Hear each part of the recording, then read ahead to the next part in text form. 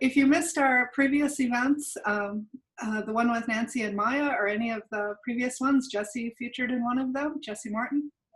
They're all on our website under events, and you can watch them at your leisure or send colleagues to them. And you can also view our short counter-narrative videos. We now have 225 of them made, of ISIS and Al-Shabaab insiders denouncing their terrorist groups. Those are on our ICSVE YouTube channel. And I think Molly is posting those things in chat, so otherwise we'll send it around later. And we're busy planning our next event, so we always like to hear from you, what you'd like to learn, if we can possibly provide it, and what topics you'd like to hear about and speakers you would like to hear from. Today, we're really proud to announce our merger with Parallel Networks, run by Jesse Morton, who is an ex-jihadist and ex-Al-Qaeda propagandist, who's been on the inside, knew Anwar al-Awlaki, knew Sheikh Faisal, knew the big names, and is now bringing all his knowledge and his skills of terrorist groups and their networks and online recruiting efforts to working against both international violent extremists, jihadists, and domestic hate groups. With Jesse, we are now expanding at ICSVE to increase our reach also into far-right and white supremacist groups, duplicating what we're already good at. So we're using insider research interviews, which we already did with over 250 ISIS defectors, returnees, and prisoners, and we're expanding that to also interviewing white supremacists, and again, turning it around from a research interview that's video recorded to taking the best parts of it to create a counter-narrative product, a video or a poster or both, which we then hand over to Molly Ellenberg, who runs them on Facebook and Instagram all over the world to fight violent extremists. So today we're announcing that we're merging with Parallel Networks, and Jesse Morton's working with us. We're very proud of that. And we're incorporating Light Upon Light as well, and his model, which goes farther than our model. We were working on making counter narratives, and we were sending people to a website called therealjihad.org, where we post information that people could use if they wanted to off-ramp or if they were going to be talked out of going into a group like ISIS. But Jesse takes this to a whole new level. And he's also created online magazines, which he used to create for Al-Qaeda and or on behalf of Al-Qaeda. And he also has put together a team, including himself, of online interveners, and is actually off-ramping people out of extremist groups. So now we're putting that all together, which creates a comprehensive program, which is pretty exciting. And Jesse has put together 2 magazines, which you can view on Light Upon Light, Al Taqwa, and Control Alt Delete Hate magazine, which I'm going to let him talk about. So I'm going to let our panel tell you about themselves, and we'll get to that in a second. First, I want to say you can put your questions and comments in chat, and we always capture chat at the end, and we send it around to everybody, and if there's questions for us, we try to answer them briefly. We can't write you a whole paper, of course, but we can give brief answers. We also try to answer during the event. We have had a few times where people were criticizing others for their race and ethnicity, or their religion, and so we just give this warning. If that happens, you get kicked out, you won't be welcome back. And Molly knows how to do that, so you'll be out.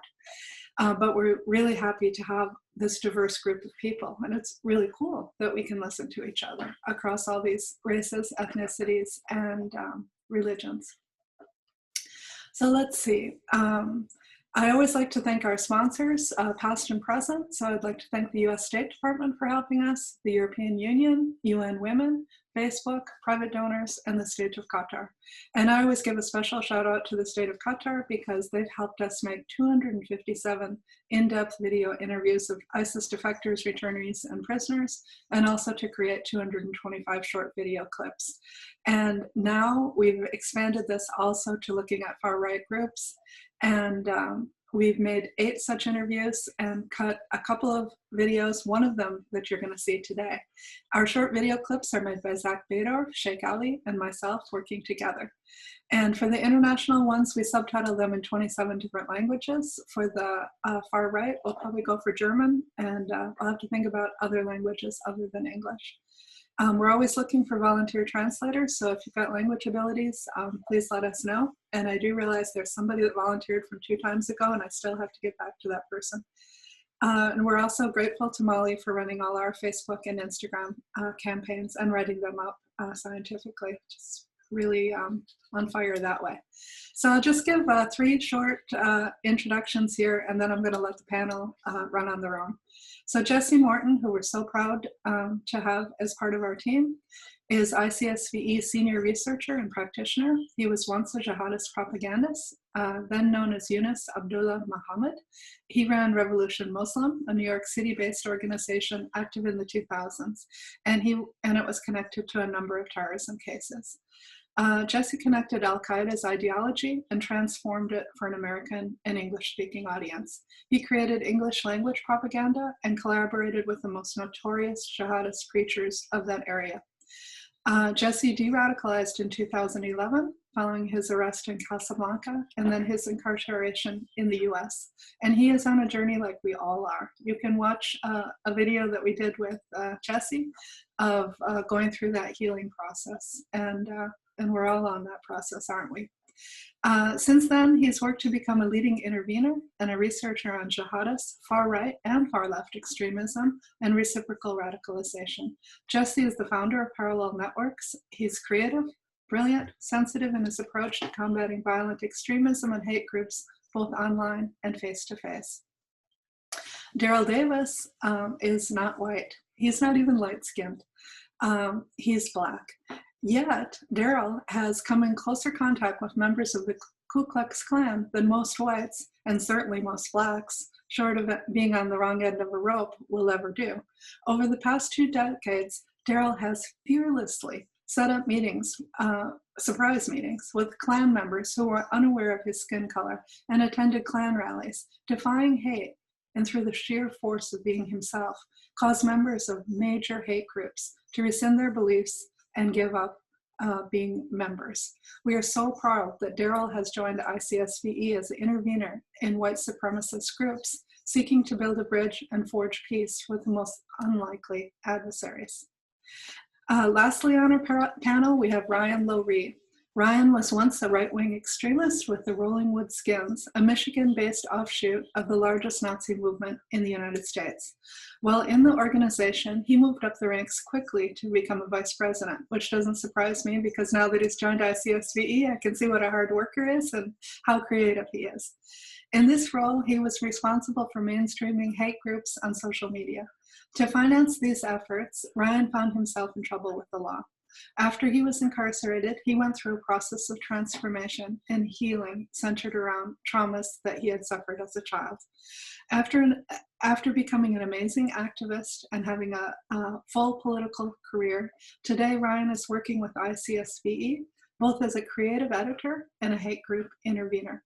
He will now bring his expertise to ICSVE, contributing to the organization's work on combating polarization, structural injustice, racism, hate, and violent extremism. And I hope that you hear with all 3 of these people that the approach at ICSVE and Parallel Networks is to see every human being as a human being. And no matter how hate-filled they are, that they may be able to be reached, and the intervention may take them out of that world of hate. And that's what we're going to be speaking about today. Time is short, so I'm turning the floor over to you, Jesse, and you can run the panel.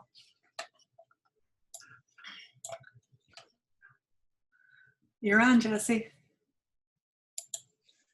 Oh no, did he freeze up?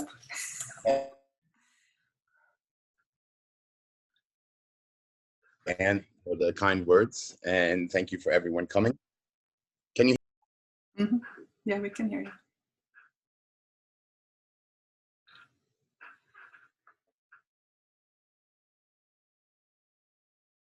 Can you hear me? Yes, we can hear you.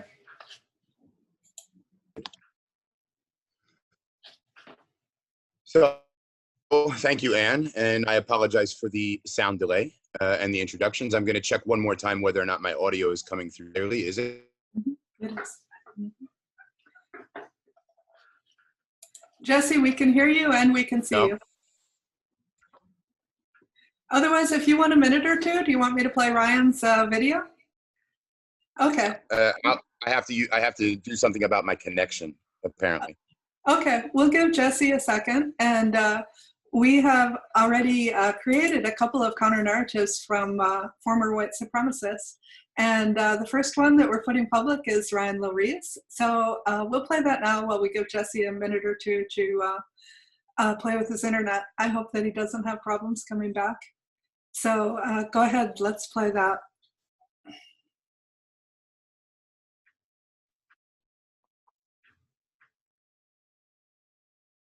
I don't think we're getting audio.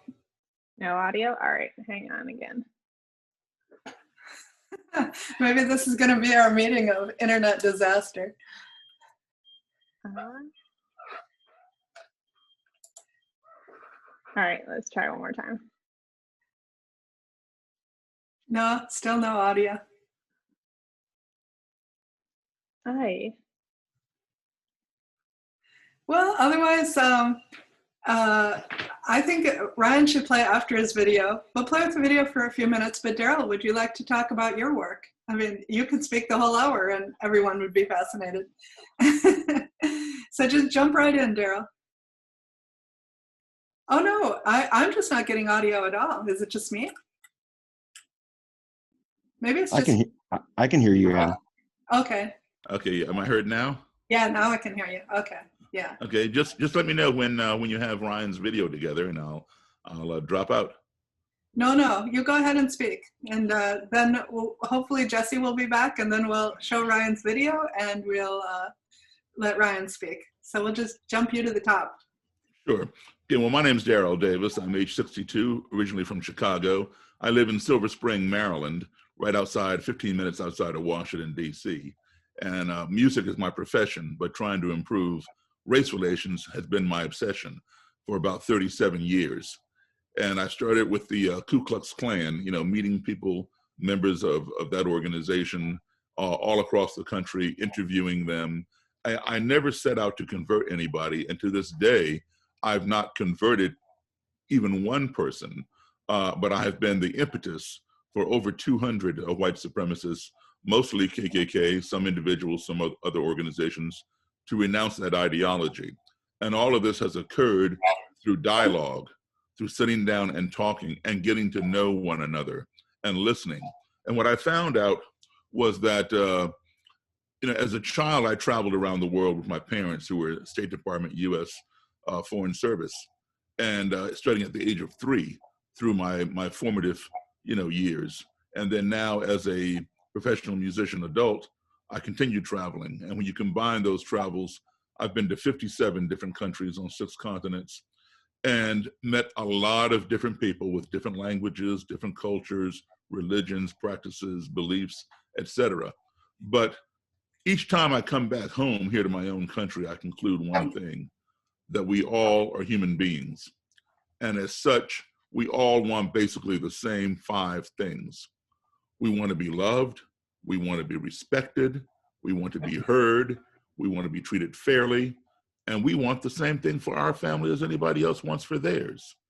And as long as we keep those values in mind and employ them as we go through society, we can navigate that society a lot better, even the society of extremism or supremacy or what have you.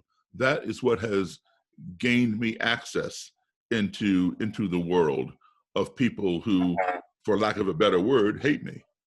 I've had many conversations with many people who would simply despise me, but the opportunity to sit down and have a conversation is also the opportunity to find resolution to conflict. And that, that to me is the key.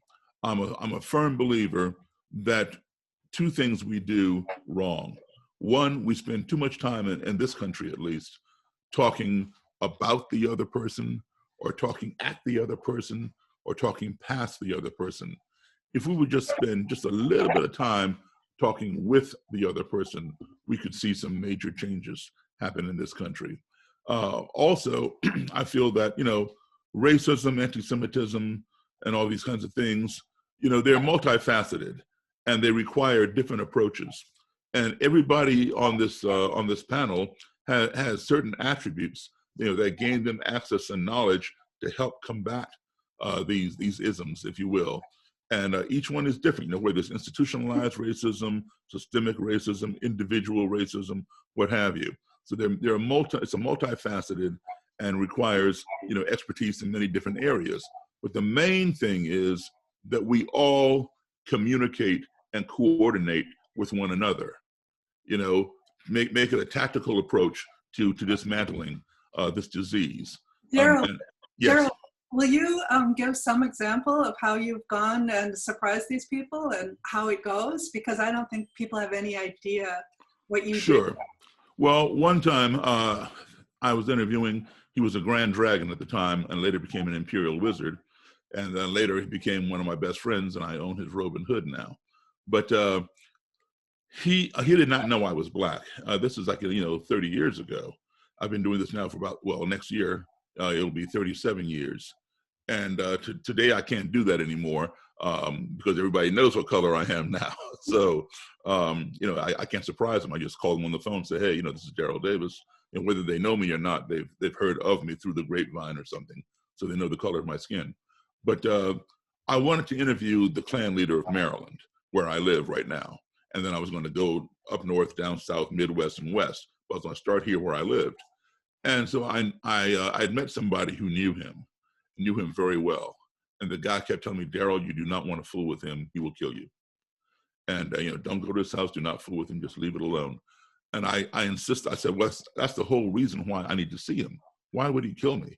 Just because I'm Black? I don't get that. I need to hear it from him. So he reluctantly gave me this guy's phone number. The guy's name was Roger Kelly, the Klan leader. And so I figured, well, if this guy doesn't like me that much, there's no point in my calling him on the phone. He will probably hang up on me because he'll detect in my voice that I'm Black and say, am I talking to you? Click.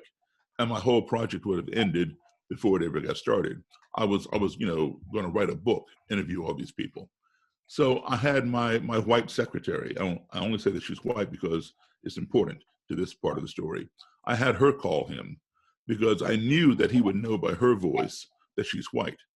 And he would not automatically think that this white woman is working for a Black man, especially a Black man who's writing a book on the Klan, because they did not exist. My book was the first book of that kind. So I instructed her specifically, do not tell Mr. Kelly that I'm Black unless he asks. If he asks, don't lie to him, but don't give him reason to ask. So she said, okay. And another reason I wanted, that to happen that way, because I could have called him myself, as I said, I figured, if he did find out that I was Black and he still agreed to the interview, then he might have different answers prepared in the interim for a Black interviewer than he would have for a white interviewer. So I wanted it to be spontaneous and candid. So she understood and she called him. And he agreed to do the interview, didn't ask what color I was. So we set up the meeting in a motel room up in Frederick, Maryland, and for 5:15 on a Sunday afternoon. And Mary and I got there super early, like several hours early, and got the room. And I gave her some money and sent her down the hall to get soda pop out of the machine and fill it, put it in the bucket of ice, get it all full. So I'd be able to be hospitable and offer my guest a cold beverage. I had no idea what this man was going to do, when he came to my room and saw me. Would he freak out and attack me? Would he turn around and walk away? Or would he come in and do the interview as he said he would do over the phone to Mary? But in any event, I wanted to be hospitable and offer him a cold beverage. So we got all that squared away. The way the room just happened to be was, if you're standing in the doorway of the room looking in, you cannot see who's in the room. You have to enter through the door, turn the corner, and the room is laid out like back here. So I took the lamp table and put it in the most obscure corner of the room, took the lamp off, put a chair on one side for Mr. Kelly and a chair on the other side for myself. And I had a little black canvas bag beside my chair in which I had a cassette recorder, which I put on the middle of the table, and some blank cassettes in the bag, and a copy of the Bible, because the Klan claims to be a Christian organization, and they claim that the Bible preaches racial separation. Now, in my reading of the Bible, I've never seen that in there. So I want to be able to pull out my Bible and say, here, Mr. Kelly, please show me chapter and verse where it says blacks and whites must be separate. So I'm all prepared, right? Right on time at 5:15, there's a knock on the door. And Mary hops up and runs around the corner, opens the door, and in walks what is known as the Grand Nighthawk. Grand means state level. Imperial means national level. So a Nighthawk means security, bodyguard. So this who would be the bodyguard to the Grand Dragon. He comes in, he's wearing military camouflage with the Ku Klux Klan insignia right over here. This red circle, white cross, and blood drop in the center. The initials KKK here, and Knights of the Ku Klux Klan embroidered on his cap. And he has a semi-automatic handgun in his holster. He comes in, and Mr. Kelly is walking directly behind him in a dark blue suit and tie. Well, the Nighthawk turns the corner and sees me and just freezes right in place. Well, Mr. Kelly did not realize that his Nighthawk had stopped short, and he slammed into his back and knocked him forward. And so they both are stumbling around, trying to regain their balance. And I'm just sitting there, like, looking at them. And I can see in their faces, I mean, it was clear as a highway billboard sign. They're thinking, did the desk clerk give us the wrong room number? Or is this an ambush? So I saw the apprehension. I stood up. I displayed my palms to show I had nothing in my hands. And I walked forward. I put up my right hand. I said, "Hi, Mr. Kelly, I'm Daryl Davis." And he shook my hand. And the Nighthawk shook my hand. So far, so good. I said, "Please, come on in, gentlemen. Come on in. Have a seat." Mr. Kelly sat down, and the Nighthawk stood at attention to his right. And then before I could sit down opposite them, Mr. Kelly said to me, "Mr. Davis, do you have any form of identification?" I said, "Sure." And I got out my wallet and handed him my driver's license. He looked at it and goes, "Oh, you live on such and such street in Silver Spring." Now that kind of rattled me a little bit. I'm thinking, well, why is this man identifying my street and all this kind of stuff? All he needs to do is look at my name, look at my picture, match it up to me, and give me back my license. Here he is calling off my street name. Is he going to come burn a cross on my lawn or what? So I did not want to let him know that he had unsettled me a little bit, but I wanted to let him know, don't pay me any visits uninvited. So I said to him, I said, "Yes, Mr. Kelly, that is where I live, and you live at." And I named his house number and his street. That way I was leveling the playing field, letting him know, you come visit me, I'm going to come visit you. So we're going to confine all this visiting to this motel room right now. So he understood, he nodded his head, but I didn't find out that day. I found out many months later that I had been presumptuous. I had no reason to fear that he would come by my house and do anything nefarious. One of his Klan members lived right down the road here in 2 neighborhoods over. My street runs that long. And Mr. Kelly would have to go down my street to get into that neighborhood. So it was just pure coincidence. He recognized the street name. That was it. But I had no way of knowing that at the time. Today, that same Klan member sits in a federal prison in the state of Maine for committing a hate crime back then. So anyway, we got on to talking and stuff. And every time he would mention the Bible or my cassette ran out of tape, I'd reach down and get a fresh cassette and or get the Bible out. Every time I reached down like this, the Nighthawk would reach up like this. And I understood what he was doing. That's his job. He's protecting his boss. He has no idea what's in my bag, and I'm the enemy. I'm not the object of their affection, right? So I understood that. And after about an hour or so, the Nighthawk relaxed. I went in and out of the bag. He didn't move. He realized there's no consequence in the bag. Well, a little over an hour, we're just talking like we're talking right now. And out of nowhere, there was a very fast and short noise, like a shh. That was it. Gone, like that. And we all jumped because it came out of nowhere. And I jumped up out of my chair and hit the table because I was getting ready to fly across that table. And let me explain what was going on in our minds here. I knew in that split second that Mr. Kelly had made this weird noise. I did not know what the noise was because it happened so fast and was so short that my ear could not discern what it was. And because I could not identify it, I feared it. And I assumed that my life was in danger. I feared for my life. After all, I'm a black guy. He's the head of the Klan. I've already been told, don't fool with him, he'll kill you. So I got all these things running through my mind, thinking, what did I just do? What did I just say to cause him to go off and make some weird noise? I knew that he did it. And how did I know that he did it? It's because I didn't do it. So it's process of elimination. If I didn't do it, he had to have done it, right? And I came up, hit the table. I'd gone into survival mode. And when you go into survival mode, you can only do like maybe one of four things. Some people, they faint. They pass out because the fear is so great, their brain cannot process it and it shuts down and they fall out unconscious. I don't do that. Other people, their muscles will constrict and they'll tighten up and they can't move and they start shaking. And that's called paralysis by fear. They're so terrified, you can be punching them, hitting them, and they won't even be deflecting the blows. They're just paralyzed from fear.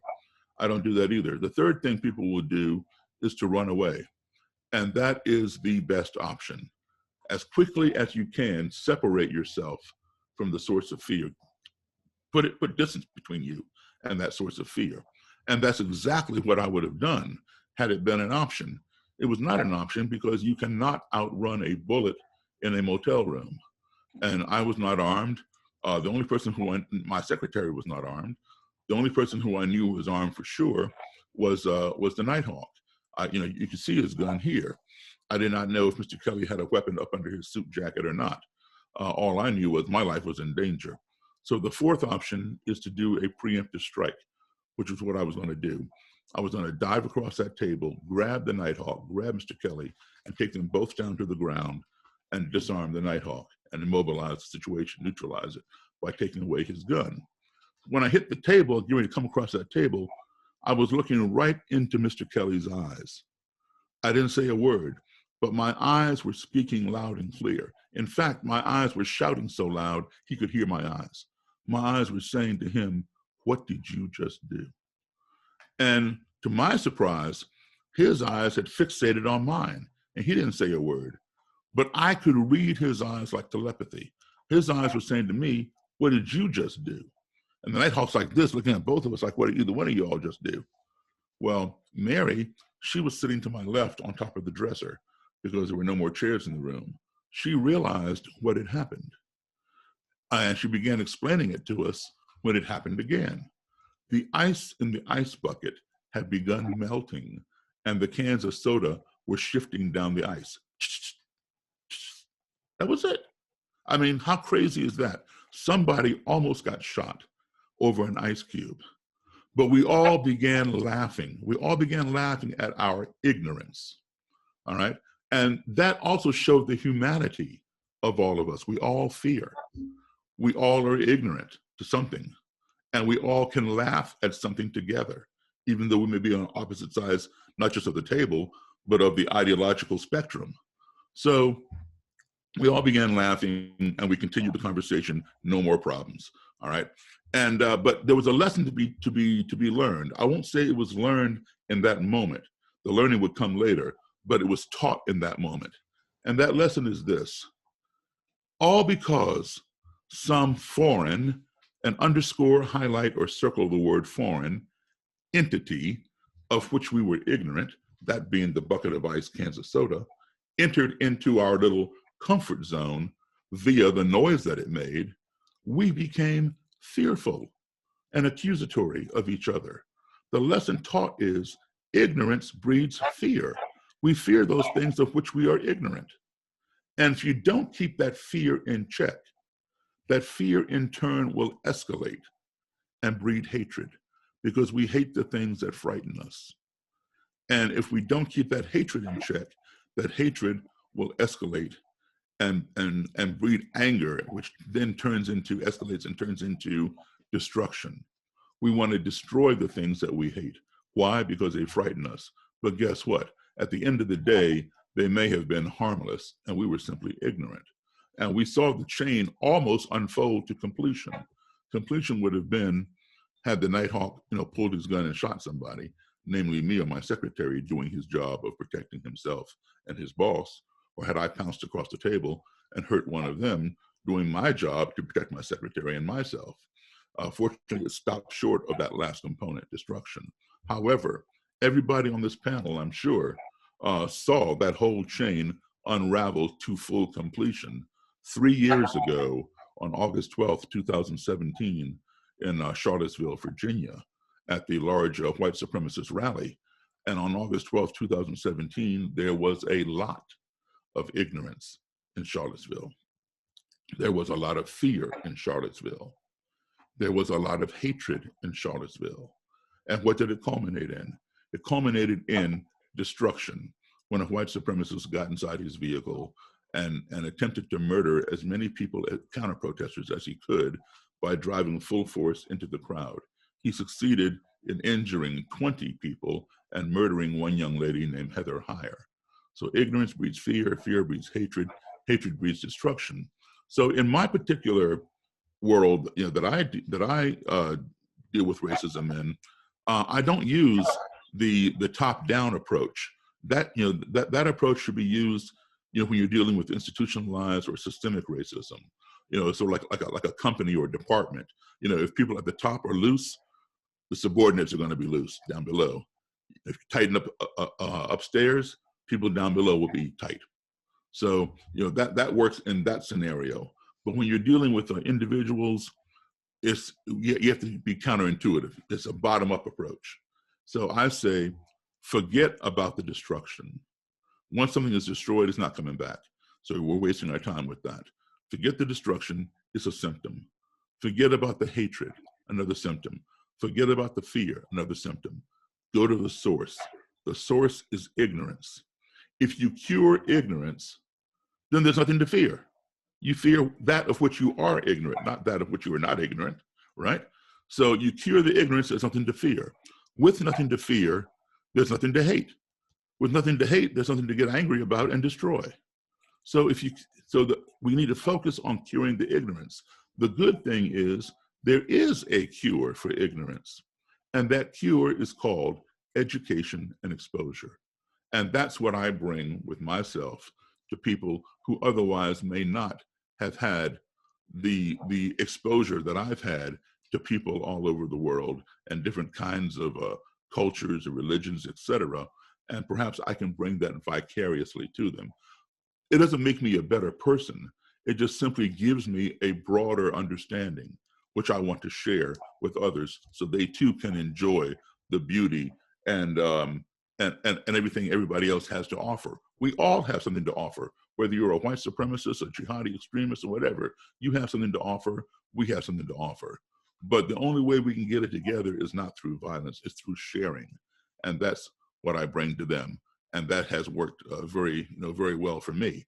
There's that old saying, if you can't bring the mountain to Muhammad, you take Muhammad to the mountain. I have kind of like reversed it, because I'm sure most of the people that I deal with will probably never travel to 57 countries, but maybe I can bring my knowledge of that travel to them and present it vicariously. One of my favorite quotes of all time is by Mark Twain, and it's called The Travel Quote by Mark Twain. And Mark Twain said, "Travel is fatal to prejudice, bigotry, and narrow-mindedness, and many of our people need it sorely on these accounts. Broad, wholesome, charitable views of men and things cannot be acquired by vegetating in one little corner of the earth all one's lifetime." Thank you. Thank you, Daryl. You're welcome. I'm sure everybody is just completely riveted by that story and admiring you for your courage and for the love in your heart. Thank you. So, thank you. And so Jesse, it looks like you're back. You want to take the floor? Can you guys hear me now? Yes. Very good. Thank you. And thank you, Daryl. Thank you, Anne, for the kind introduction. And I apologize for the technical difficulties. I have shared my story, as you've said, Anne, in one place, being this forum before. So I won't get necessarily into my personal background.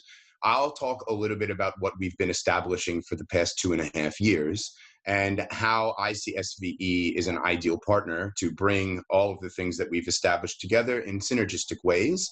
And I think that's important because I used to be a jihadist, that's true, but I was also very good at taking a keen eye to transitioning jihadist propaganda and jihadist recruitment into a realm where it was resonant with Western audiences, where it was relying on being able to show the quote unquote kuffar in my place that we were just as talented, just as humanist, just as dedicated to the cause as they were. And in portraying a David versus Goliath mentality, was really able to sort of take a very small collective of individuals and run an organization that ultimately was connected not just to 15 different terrorist plots, but probably responsible for building out a transnational English language network of jihadism that impacted thousands of people. Will never really be able to get the measurements. And I say all that as a background because essentially what I've been doing in my own engagement in the realm of preventing and countering violent extremism work is basically essentially reverse engineering what I learned as a radicalizer and a recruiter. I say that because when I started my organization, I was fortunate enough to have the NYPD director of intelligence that monitored me on his desk every morning for 5 years of his life and attempted to play cat and mouse with my organization in downtown New York City and all over the country as a consequence, in fact, on 5 continents as a consequence. So that we were able to sit down at a table and we were able to ask ourselves the primary question: why is what is called preventing and countering violent extremism essentially ineffective as far as evidence-based outcomes go? What is it that people do wrong that makes it so that the realm of CVE doesn't work? And from our perspective in our discussions, it was also a question of, was what we were doing making the problem worse without us understanding that was the case? And so we started in 2017 sitting down at a table and looking at the assumptions that the field of CVE is based on. And one of the things that we recognized that was that most organizations, entities, and individuals operating in the space of trying to combat extremism were operating in silos. They were either doing counter messaging, they were either doing interventions, they were either doing research, they were doing one component of the CVE spectrum, but not linking them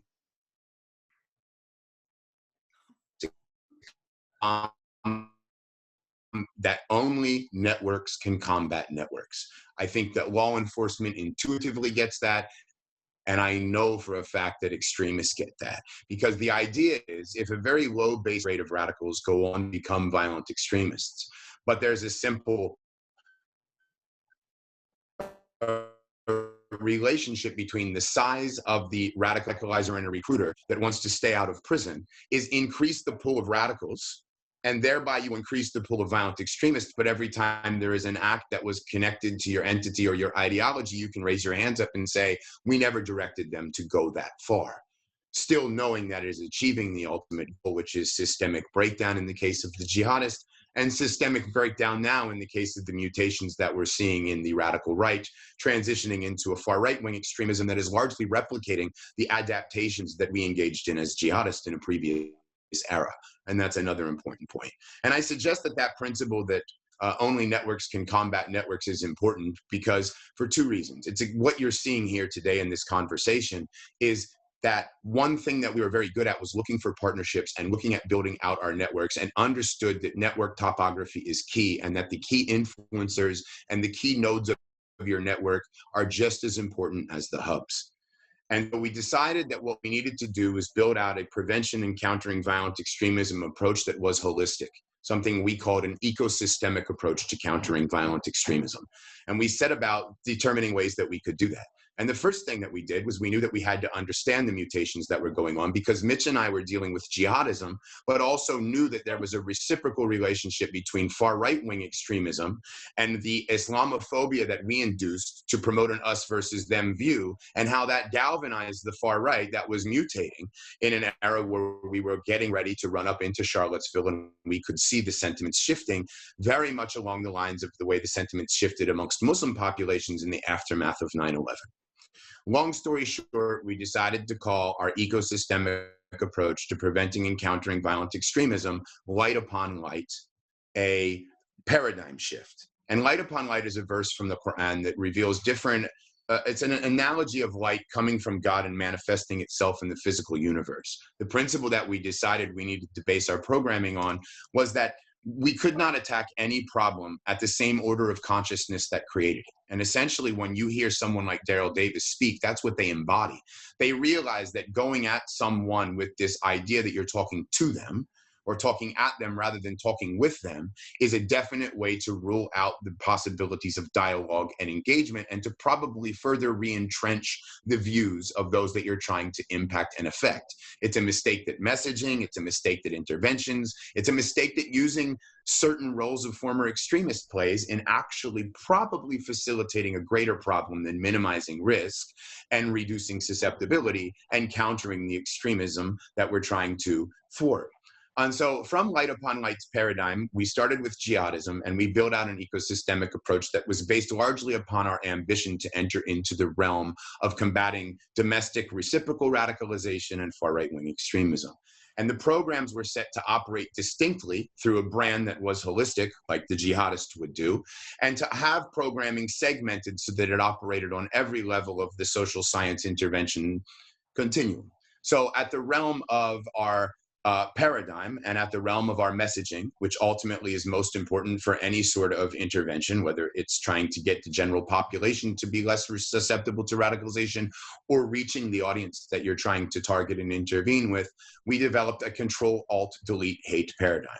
Control, Alt, Delete, Hate is representative of a communication strategy that imparts an individual to accept the possibility of individual change, but that is also representative of how you de-radicalize groups and movements if you properly understand the networks and how to measure them and how to look at the differentiations rather than to sort of consider them all in the same sort of collective consciousness. Control is to control the space between stimulus and response. Daryl talked essentially about that space between fight, flight, or freeze when he mentioned his interactions with the Klansmen in the hotel room. We realize that most people that are in extremist movements are in effect operating from the traumatized region of the brain or the amygdala, but that the contact with then their migration into more information or rational messaging allows them perceptions and very simplistic worldviews in the prefrontal cortex. So when you're messaging to these people, in order to reverse that process, you have to first hit the emotions and hit the soul, and pause in between that space between stimulus and response. You can obtain the second level of our process, which is the alt course, to recognize that some of the grievances are valid, but the utilization of violence will only make things worse, and to make a commitment to nonviolent change and dialogue, elevate a person to a higher order of consciousness so that they can get to phase 3, which is to delete hate. Whereas the part where through this realm of interventions that I'm about to discuss can realize that we're facing an issue where or a situation and a predicament where hate and extremism are tearing at the fabric of our social society, and they're actually threatening and endangering the continuation of the liberal world order that the United States developed after World War II. And a lot of people would think that that's a bad thing. I would suggest that we don't really have an alternative to implement after it. So tearing down something is not like replacing it with something that is better or reforming it. And so that might prove very problematic, particularly with the rise of China, Russia, and other authoritarian regimes, and some of the mistaken notions of those that consider themselves anti-capitalist or radical. Anyway, long story short, that paradigm, Control, Alt, Delete, Hate, is a messaging paradigm. And it leads us into the realm of intervention because we've launched series of counter messaging videos. We innovated. I started the English language jihadi magazines, Inspire, Rumia. We started them in the United States with Samir Khan and Anwar al-Awlaki. We knew how powerful they were, so we took them back. On the 5th anniversary of ISIS's announcement of its caliphate, we launched Al-Taqwa, Arabic for People of Consciousness, and it is a magazine that outdoes the jihadist in graphic design, restructures their content, but pays attention to addressing the grievances in a different manner. And we were able to create that product and embed it, not so that everybody that already agreed with us could like it and applaud it, but we aggressively inserted it into extremist channels on Telegram where jihadists were able to be influenced by it, and it led to interactions and engagements that were intervention-oriented. And the differentiation between the way we target interventions is, like Daryl said, it's very important to understand networks because networks are weakest at their hubs. And so if you intervene with those that are the recruiters, with those that are the hubs of the extremist organization, the leaders, then you take one out, you get people to follow. But if you intervene on the edges and the periphery of the radicalized networks, you might pull people out. But in the manner that you pull people out that are in early engagement is publicized by the extremist recruiters, it's going to operate like a Hydra effect. They're just going to replace those low-level operators, probably with 3 or 4 more individuals as a result of publicizing the apostasy of the former extremists that did it, or some other component that they have a grievance with. These are the things that we don't think about as second and third order effects when we consider programming developed for PCVE that work. So Control Alt Delete Hate expands into Shift Hate, and Shift Hate stands for Support and Help for Individuals and Families Touched by Hate. It's a 24/7 helpline. You can call my cell phone at any time of day. I will answer it. I will make proper referrals. If it's an emergency situation, we will talk it down. But every piece of our counter-narrative campaign under Control Alt Delete Hate is linked to the intervention. So when we started, counter-narrative campaigns didn't give you an action. They didn't give you a quest, and they didn't give you something you could do. What we said was that was why counter-narratives weren't working. They needed to be linked to actual engagement. So Shift Hate gets you into one-on-one engagement with myself, someone like Daryl, someone like Ryan. And over time, we've developed an array of individuals that can help pull individuals out. Over 1 year of our first year of operation after launching the magazine, we did about 65 to 75 interventions with jihadist-related offenders, some of whom were coming home from prison in a country, the United States, that didn't have any services for them, whether in prison or out of prison, to facilitate their reentry. Some of them were big-time names in the jihadist spectrum, used to be people that were affiliated with me, but because I didn't necessarily disacknowledge the grievance and go full circle from one form of extremism into another form of like Sufism or something, they would talk to me. So Shift Hate proved very successful to the point that in November of 2019, we launched Al Hotaqwa's iteration for the far right called Control Alt Delete Hate magazine. We've pulled out several high-level, high-profile individuals from the far right. I found that the far right activists will talk to me because I'm a jihadist, that it actually works well because I know their ideology. I've learned their thinking. In some ways, we helped spur Islamophobia, and we saw them coming. And so this was something that was fundamentally proven to be successful. As time went on, we utilized the Control Alt Delete Hate counter-narrative campaigns and Shift Hate. And at the same time, we knew that de-radicalization and disengagement is not just a one-on-one process. I can tell a person they're wrong. They can accept that they're wrong. But I have to give them the answer that extremists offer them. Where are they going to get the meaning, significance, and purpose that the extremists offer after they leave? So we created a Save Hate Network, Society Against Violent Extremism and Hate, that provides psychosocial support. We started to see the prevalence of trauma, particularly in the far right, complex trauma, particularly in the far right. It's been researched and it's been proven, and we need to continue down that trek and that path, because what we built out as a result of experimenting with far right interventions was what we now call a trauma and countering violent extremism informed approach. We're taking the best evidence-based practices from trauma-informed care.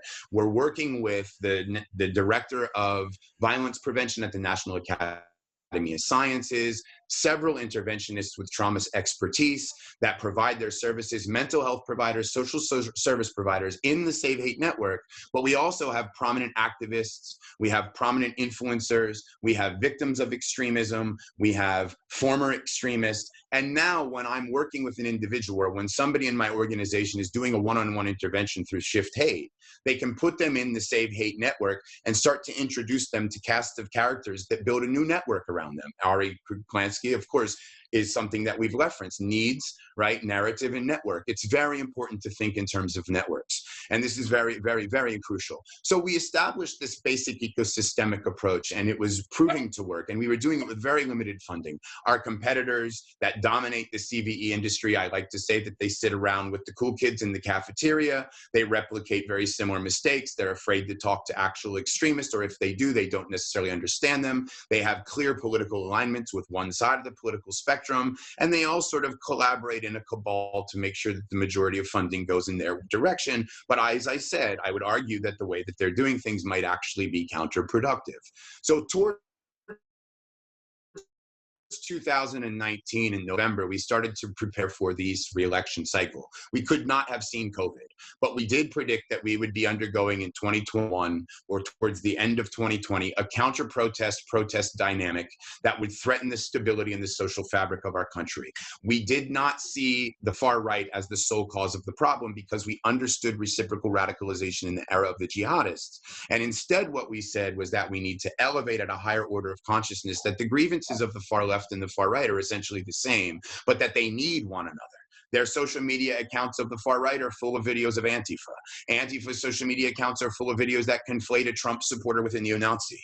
And so the problem is that they reciprocally are related to each other, where they're galvanizing one another, pulling the pool of radicalization to bigger pools, just like we did, and thereby likely to produce a heightened risk or a heightened a number of violent extremist attacks in the future. And we call that prevention paradigm escape hate.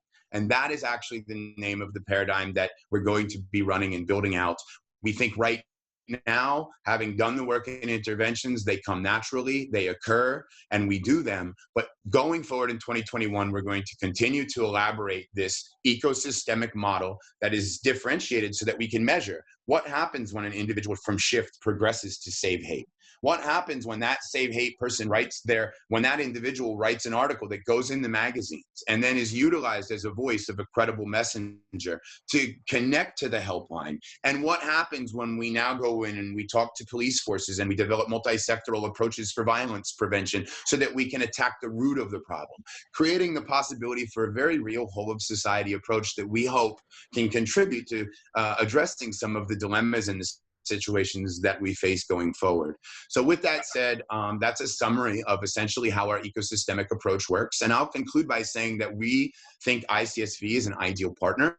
And we're really happy to merge our work and efforts with them, largely because Anne herself is someone who has, as she said, created 220 videos, 250 interviews, 700 interviews in her life with real jihadists. When you talk to the people, like Daryl is a prime example of, and one of the reasons we're utilizing Daryl as one of the key influencers we want to build this out going forward. When you talk to the people that you're trying to study, imagine being an academic and publishing research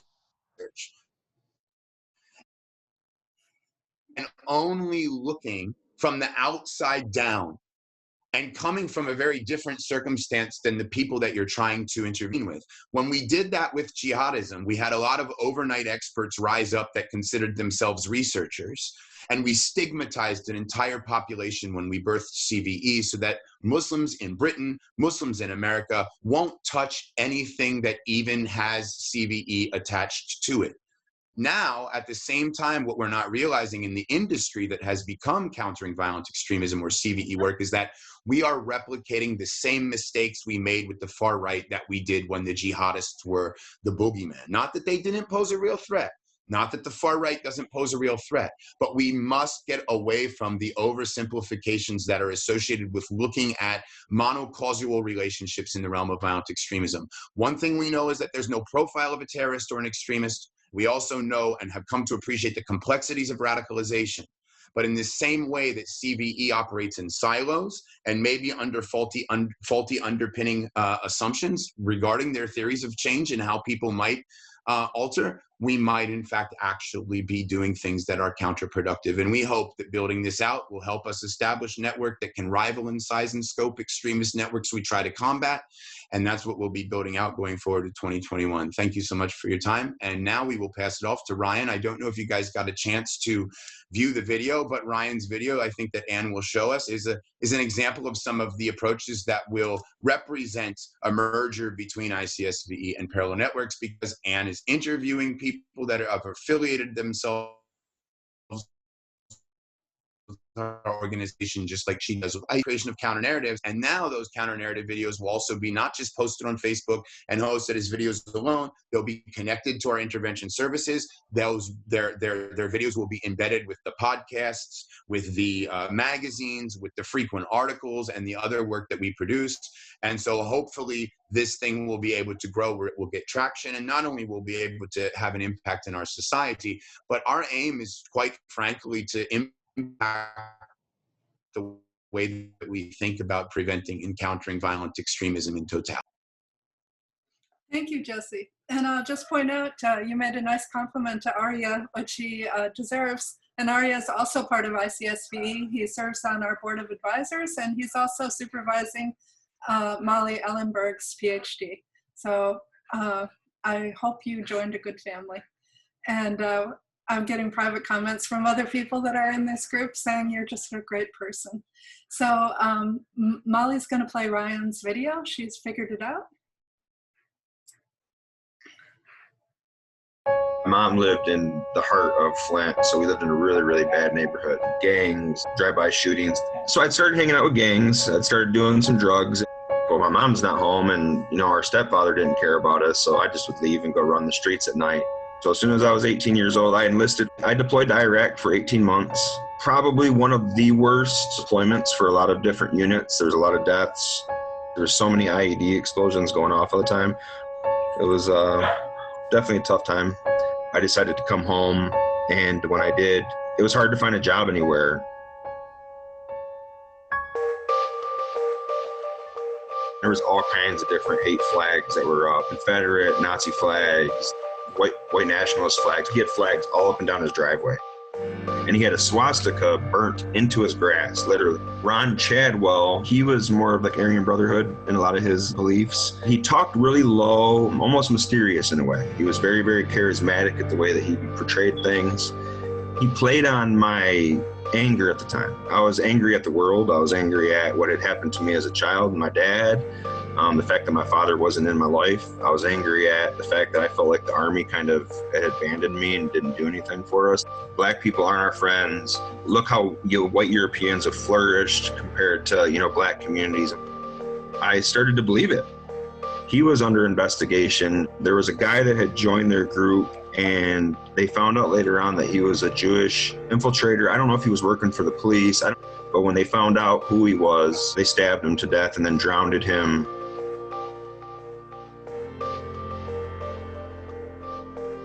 To me at the time, it was like, I felt like people were looking up to me. I had this little group. It really starts to feed into your ego. I think he was misunderstood, and that, yeah, he made some mistakes. That I didn't think he was a bad person. As much as I was sitting here and spitting this stuff out to people, deep down, I always had that gut feeling that what I was talking about was just wrong. It just didn't feel right. On the side, we were stealing boat motors. There was already gang task force that were already looking into us and keeping an eye on us. So when they came in, they raided us hard. They came in with AR-15s and pistols. They had my whole street blocked off. It was probably one of the craziest things I'd ever seen in my life. They found 2 of the 4-wheelers that we had stolen. They had me shook. And so I admitted to doing everything. And my uncle was pissed. I was scared. My first time ever being in jail. I didn't know what to do. And I had this huge swastika tattoo on my arm. Next thing I know, I get jumped. And I'm getting hit from everywhere, and I didn't know what was going on. I didn't know how to protect myself except for just to cover myself up. But the guys that were part of these hate groups didn't come over to save me. But the one person that did come over to help me out was my cellmate at the time, a Black guy. So from there, we kind of started to build a relationship. He just kind of took me under his wing there for a while. You just need to learn. You need to sit down with some people and learn about some other cultures. I started to kind of reopen my eyes up to the fact that it didn't matter what color of skin you have. It don't matter where you come from. We all make mistakes. We all do stupid stuff, but we're human. Probably one of the hardest moments for me in my life, because one of them actually had me show them my tattoo at the time. I hadn't had it covered up yet. I bawled my eyes out. And it was a deep moment for me in my life.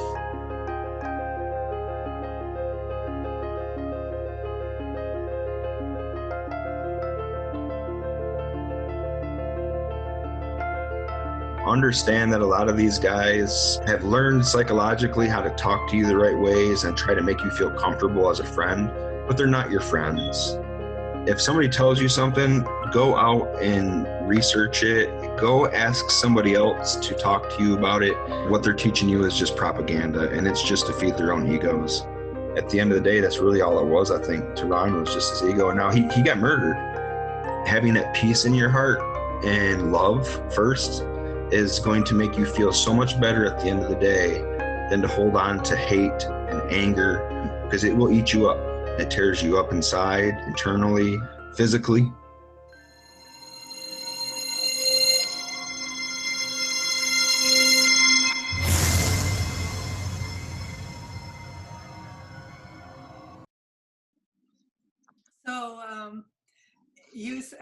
you see one of our first videos on, well, the first one we've released on our interviews from white supremacists, and Ryan's an amazing man as well, having come from some darkness into light.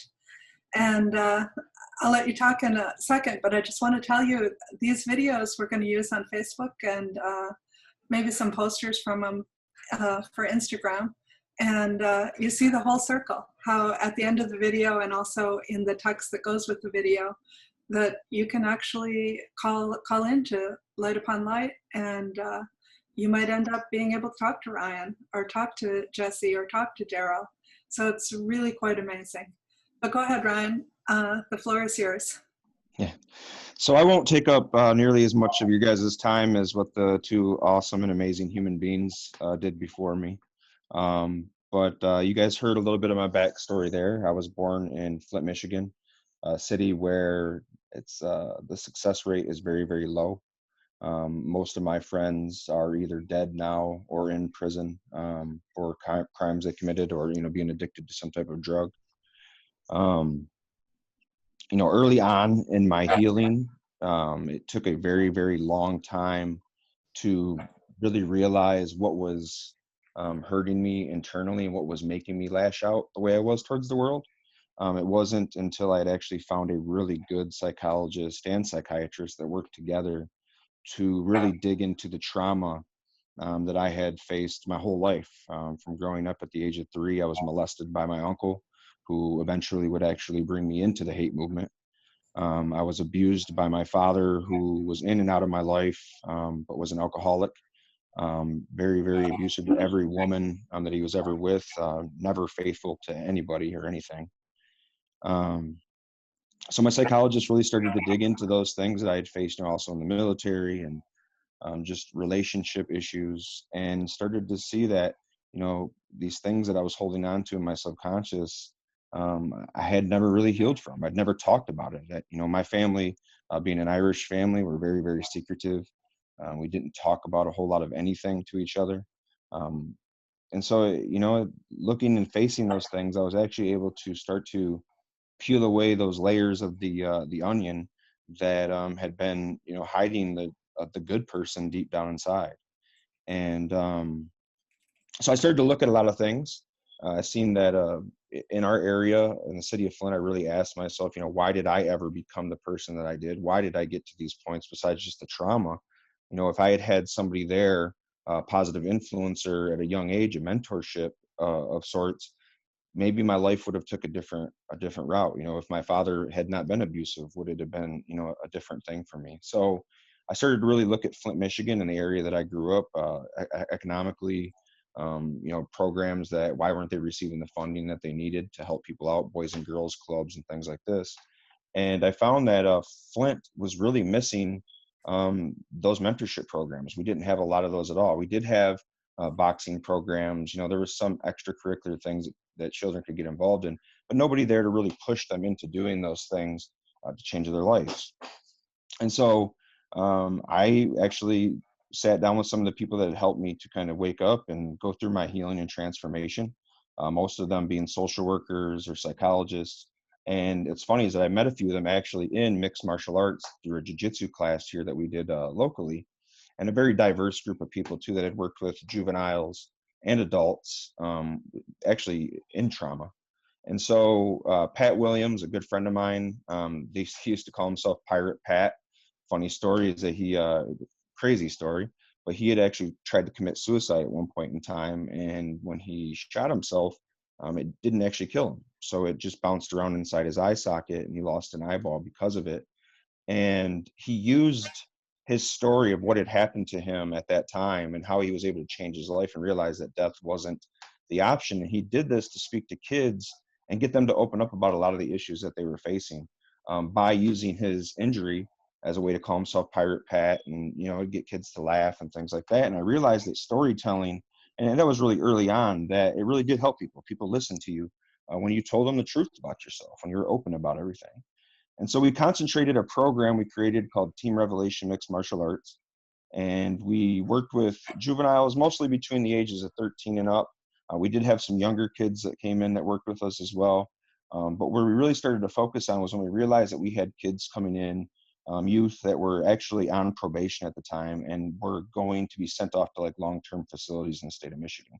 Myself had did 2.5 years as a juvenile in a boys' school, where I was sent off to in Pennsylvania and eventually graduated from.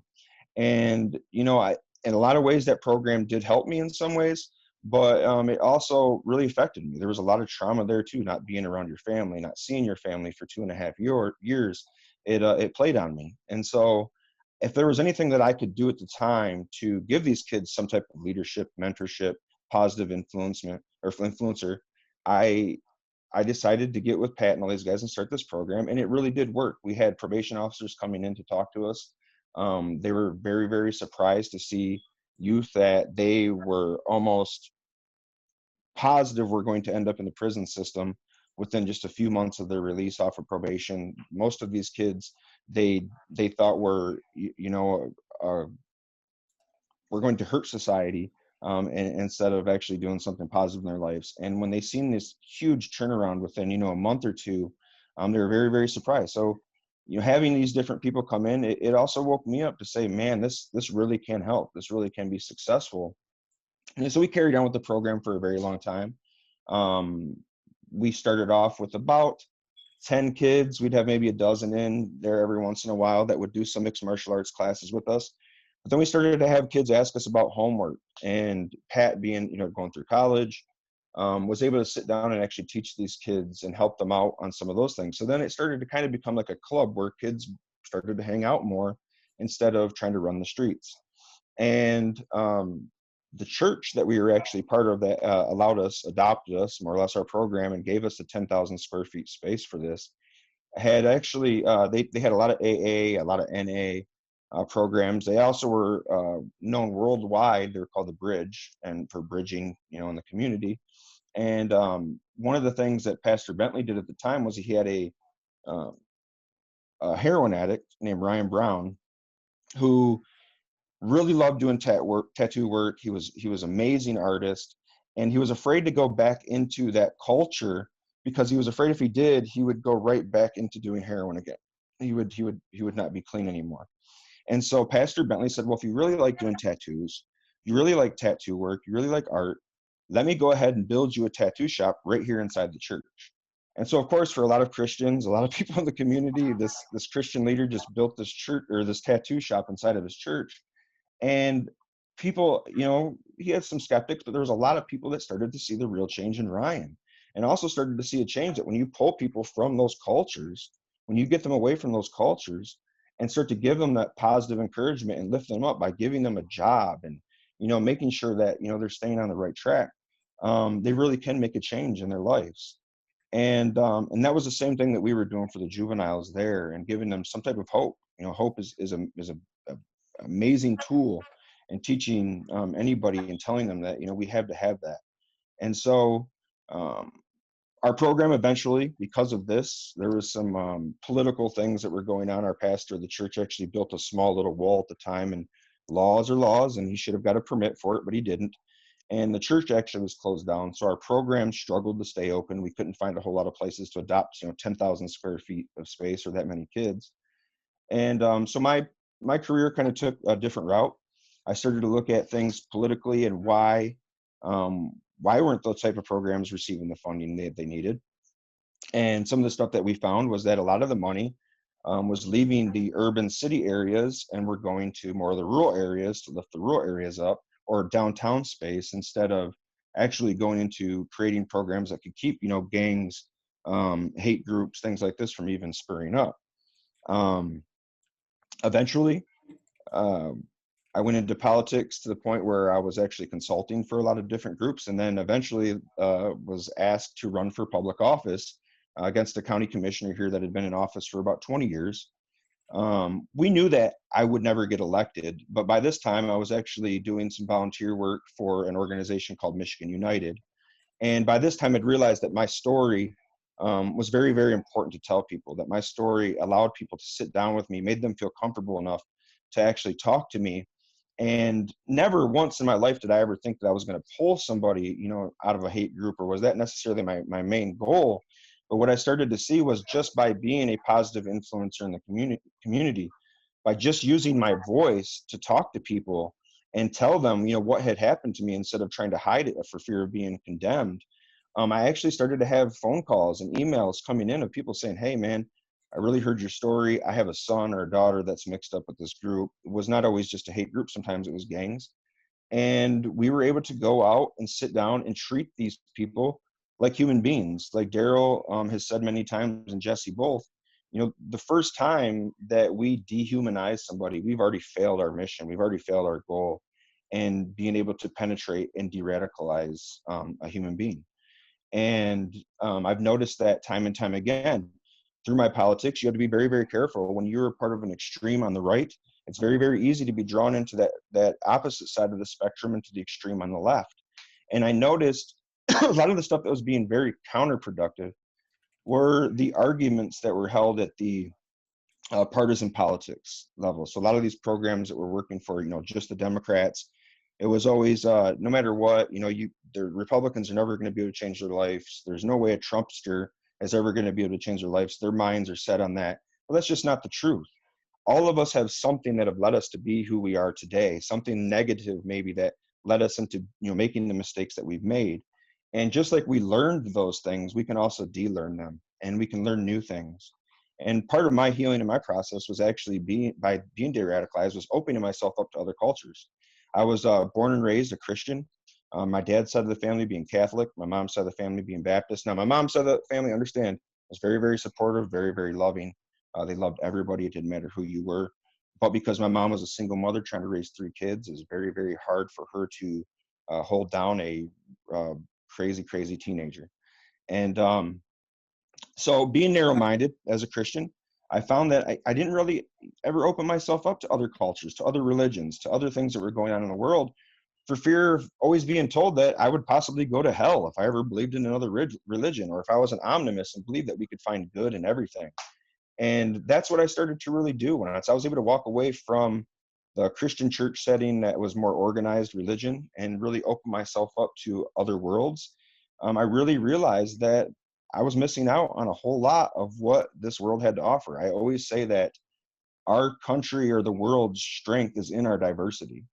And as soon as we allow that to become a weakness, we've already failed. We cannot do that. Diversity is our strength.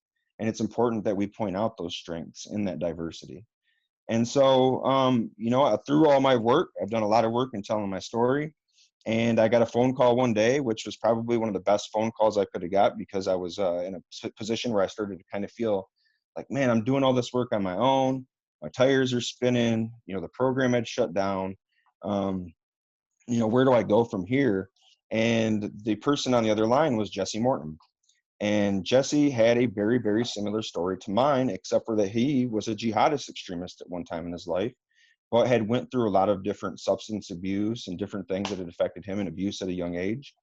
And those same similarities that I found in his story and my story were the same similarities that I was finding out in a lot of juveniles and kids at an early age, earlyhood childhood, that are trauma that had already kind of taken them into that heading towards an extremist behavior, gangs, violence. And Jesse told me about the Light Upon Light, campaign with the Control Alt Delete Hate. And it was exactly what I had been doing, just individually. And so to see this organization doing something on such a larger level, and to be introduced to people like Anne, who were doing these counter narrative videos and really making a real change, I realized that, maybe my tires had just been spinning, but it was because I wasn't part of an amazing collective of people. And once I started working with Jesse and meeting people like Daryl and Hope Pider and different people that are part of the program, you realize that all of us have a real story to tell. All of us have a different path. We're all maybe on different rivers, but it all belongs to the same big lake. And so here I am today. I'm speaking as a positive influencer in a lot of different communities and a lot of different webinars like this with COVID going on. I have 6 beautiful children and a very, very supportive wife, which really helped to mold who I am today. And I'm just happy to be here talking to all of you. And I appreciate you giving me the time to speak. Well, Ryan, we have a few questions for you. And everyone's clapping. Yeah, and we should clap for you. We have a few questions. Lisa asked about that deep down inside you knew it was wrong, and do you think most extremists feel that way? I'm going to ask you all the questions at once. Another person asked about your military time in Iraq, if you feel that that influenced you in going into the far right. And Karina, who is in Greece, as I understand it, is saying that there's a lot of older people in these neo-Nazi type groups, and what you think about intervening with them. And also, what do we do with the people that feel that they are being treated unequally and deprived? Well, as you've seen in Flint, you know, when there really are social injustices, how do we deal with that and still pull people out? So those are tough questions, and just go at it. So my feelings of having never feeling like I was actually doing the right thing happened right off the get. When I was first introduced to the group, I talked to Ann about this when I had walked into this place. First off, my uncle even telling me, even though I'd been in the military, even though I'd served overseas, I was being told that I was going to meet with a bunch of guys that had either been in prison, that my uncle had met in prison, or, you know, were running this gang that I had heard that, you know, some people had been murdered and just all kinds of different stuff that was there. So when I first pulled up to the place, that fight or flight that Daryl talked about had kicked in. One of the guys that actually watches the gate at the house when they're having parties had a pistol on his side. That immediately made me start to watch my surroundings. My military awareness kicked in.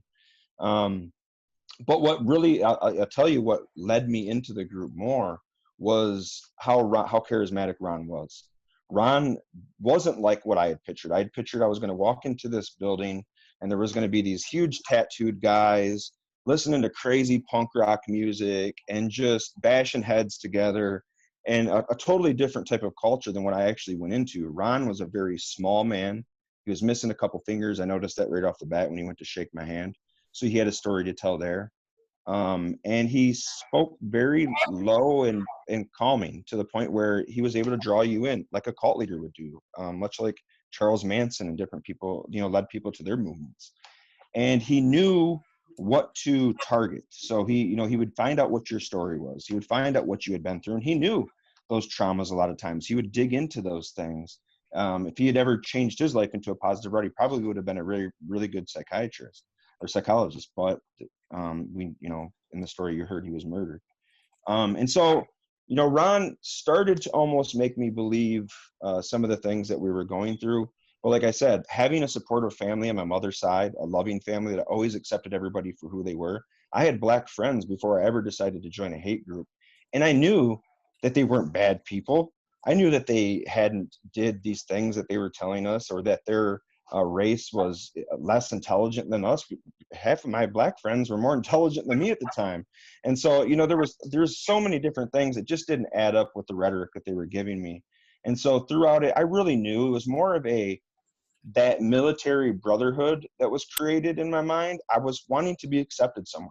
I didn't have a father that would take me out and go fishing or go have fun, you know, doing those kind of things. And so I'd see a lot of my other friends that were doing those, and it would make me angry. And Ron kind of became that father figure in my life at the time. And my uncle, who was my predator and still victimized a lot of other people, I found through my treatment, this is something that actually happens to a lot of victims. They actually start to basically treat their predator as though, you know, they have to be around them. They have to center themselves around everything that's going on with them. And it took me a while to really separate myself from my uncle and to let him know that you're toxic in my life, and I can't have you in my life anymore. To talk about the military really quick, I do think the military, when it comes to trauma-wise, had a lot on my brain at the time. Like I said, I was very, very angry. I came back to the city of Flint during the 2007-2008 housing crash. The recession was going on. In the city where I'm from, in Flint, everything is automotive. If you don't get a job in the automotive, and you're not part of some rich family that could afford to send you off to college, you're pretty much going to run the streets. And so when I came back, I didn't want to start hanging out with those same groups of friends again. And so having the fight with the pizza and things like that had really allowed my uncle to push this this other narrative, into my life, and playing on those same things that I had seen. So I mean, I did see a lot, and through seeing those things, I had never spoke about it. We didn't talk to anybody. The military is not very good at giving you any type of psychological treatment or mental health treatment at all. Matter of fact, most of the time it's to take some type of sleeping pill that in return usually makes you very, very depressed, leads to a lot of opioid use. And so, like I said, a lot of my friends that had came out of the military that I wanted to be close with had either died from a heroin overdose or committed suicide or some type of mass suicide, which I had a couple friends that had did out in Fort Lewis, Washington. And so, yes, the military had a major influence. What were the other two questions, Anne? Just because there was like 4 of them there, I want to make sure I touch on all of them. Did you know deep down inside, you said deep down inside, I knew I was wrong. Do you think that most extremists understand this? So to some extent, like somebody else had said, there's a lot of elderly or older people that are actually involved in these groups that have been, racist their whole life. So you have to take every case differently. Some of these cases, they were born into a hate group. Their parents and generations on have been part of these hate groups, and so their cases will take a lot longer to maybe wake them up and understand. But somebody like Daryl can really answer that question, because Daryl's focus and really a lot of his meetings have came to people that I believe that were much older in their time in a hate group. So I do believe that some of the older people, and I do believe there are a lot of people there that are just looking for somebody to listen to them. They're just looking for somebody to treat them like a human being. When I noticed me trying to tell somebody that they were wrong, or trying to tell somebody that whatever they did in their life is just completely false, and when you try to take that approach, what you see is that somebody just immediately shuts down on you. They're not going to open up and tell you about their life. They're not going to open up and tell you about the things they went through. They're not going to tell you about the girlfriend that had screwed them over. They're not going to tell you about any of these kind of things, because they already think that you're speaking above them. And so one of the main things that I've tried to do and really focus on is that no matter who you are, no matter what age they are, I'm going to treat you like a human being, because we are human beings. Dr. Cornel West calls everybody his brothers and sisters. He says that even Donald Trump, when he calls Donald Trump, he calls him Brother Trump. It's something that we all are born as brothers and sisters. James Baldwin said that we are all a beautiful disaster. And he comes back to say that we are all also miracles. And so through our disasters, through our mistakes, here comes this amazing miracle. And so if we can take that disaster and turn it into that miracle that we all are, I think that is a very important role that we should be playing in society today. Thank you, Ryan. Daryl, do you have any more that you'd like to say to those questions? I mean, there was Lisa's question about, do people really know they're wrong deep down inside, about older members? I can't remember all the questions now. I guess that was pretty much it. Or do you? Well, I think Ryan hit it on the head. People join for different reasons, and certainly, if somebody has a generational family history invested into the organization, it's a lot harder for them to leave, because they're around their family, their biological family that brought them into it. My grandfather was in the Klan, my daddy was in the Klan, so I'm in the Klan, my kids are going to be in the Klan. It's kind of hard to pull somebody out that way. It takes a little bit longer. Different people join for different reasons. That's one of them. Another one is the fact that there may be coal miners working in a coal mining town, and some depressed town, whatever. All they know is mining coal. They don't know anything else. They go there to the mines right after high school, and that's been going on for generations. And then the company gets some bright idea that they can make a lot more money if they lay off these white workers, because most of your coal miners are white. Lay them off and hire some immigrants, whether they're legal or illegal. We're just going to pay them that much money, and we'll save all this money that we've been paying these other guys. So it comes down to greed. So they lay off these guys, bring in these other workers, and pay them very little money. And so now the people who've been working there all their lives, who were never racist to begin with, they're getting paid, they're happy, they pay their bills on time, they feed their family, no problems, no reason to be angry or hateful towards anybody else. They're happy people. But now the bank is knocking on their door, one in the mortgage and this and the other, and they're not qualified to work at any other job. All they know is mining coal. So the Klan will come into a town like that and hold a rally. and say, you know, the blacks have the NAACP and the Jews have the ADL. Nobody stands up for the white man but the Ku Klux Klan. And now some, you know, racial epithet has your job. Your job's not gone, but you're gone. You know, you can't even put food on your family's table. You can't put clothes on your kids' back. Come join us. We'll get your job back for you. Now, these are people who, like I said, you know, they were never racist before, but somebody's making a point. My job's not gone, but I'm gone. And I don't have any money, and I can't feed my kids. I can't, you know, clothe them or whatever. Can't pay the bank. What do I have to lose? Just give me an application, sign me up. So people join that way. Or if you move into a town that is a stronghold for that kind of activity, like some of the towns in East Texas, for example, Vidor, and places like that. You know, you have to, which is still a sundown town, by the way. You go somewhere like that. In order to do business there, you have to assimilate. You know, you join the local country club, you join the local chamber of commerce, and you join the local Ku Klux Klan. It's similar to, say, some block in New York City that's run by a gang. You know, you have to assimilate if you want to stay on that block. So there are different reasons, and depending upon how much somebody is invested into it, will determine how long it may take for them to get out. And also, as they rise up the ranks, even though things like Exalted Cyclops, Great Titan, Grand Dragon, Imperial Wizard, they mean nothing to people like us. You know, we don't respect those titles or consider ourselves subservient to those titles. But within those groups, they are highly respected. They are leaders. And so you are in a position of leadership and you have all these followers. And you know, power does something to people. We don't need to point out anybody in particular who doesn't want to, you know, leave the White House right now. But power does something to people. And people don't want to give it up. So when you are elevated to a position of commander or grand somebody or imperial somebody, you have all these followers who look up to you. And even when you know you're wrong, either because you've come to find that out through people like me or through Ryan or through Jesse or somebody else, or you've come to find it out on your own, you know you're wrong, it becomes, do I want to give up all this power that I have and tell them that I was wrong, all these followers, or should I just keep maintaining? You know, I know who I am, but I'll just keep maintaining because I desire that power. So it comes down to that as well. If it's just somebody who joined yesterday, you know, just a rank and file, white robed Klansman, no colors on the robe, you know, they're a little easier to pull out and in a shorter time. But a Klansman or Klanswoman is not stamped out of a standard cookie cutter.